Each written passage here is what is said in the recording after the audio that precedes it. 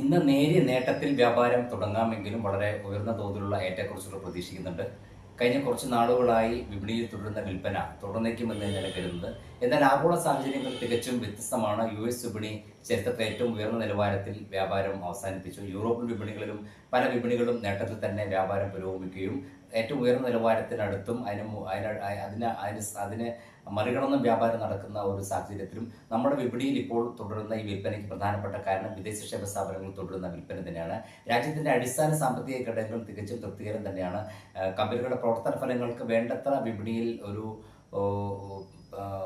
പ്രോത്സാഹനം ഉണ്ടാക്കാൻ കഴിഞ്ഞില്ല എന്നതൊഴിച്ചാൽ മറ്റ് ഘടകങ്ങളെല്ലാം അനുകൂലമായിരിക്കുമ്പോഴും ഇപ്പോൾ ഉള്ള ഈ ഒരു വിൽപ്പന സമ്മർദ്ദത്തിന് പ്രധാനപ്പെട്ട കാരണം വിദേശ നിക്ഷേപ സ്ഥാപനങ്ങളുടെ നിലപാടുകൾ തന്നെയാണ്.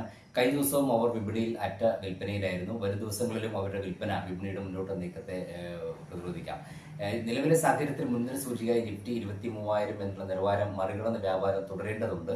ആ ഒരു നിലവാരത്തിൽ വ്യാപാരം തുടരുന്ന ഒരു സാഹചര്യത്തിൽ മാത്രമേ ഇനി മുന്നോട്ട് നീങ്ങാനുള്ള സാധ്യത കാണുന്നുള്ളൂ. ചെറുകിട നിക്ഷേപകരെ സംബന്ധിച്ചിടത്തോളം മുൻനിര ഓഹരികളിൽ ഇപ്പോൾ നിക്ഷേപിക്കാൻ പറ്റിയ സമയമാണ്. പല മുൻനിര ഓഹരികളിലും ഉണ്ടായിട്ടുള്ള വലിയ തോതിലുള്ള ഒരു വിൽപ്പന, ഒരു അതിവിൽപ്പനയിലേക്ക് നീങ്ങിയ ഒരു സാഹചര്യമാണ് ഇപ്പോൾ ഉള്ളത്. അത്തരം ഓഹരികളിൽ ഘട്ടം ഘട്ടമായി നിക്ഷേപിക്കുക വഴി ദീർഘകാല അടിസ്ഥാനത്തിൽ വരുമാനം ഉണ്ടാക്കാൻ പറ്റിയ ഒരു സാഹചര്യമാണ് ഇപ്പോൾ ഉള്ളത്.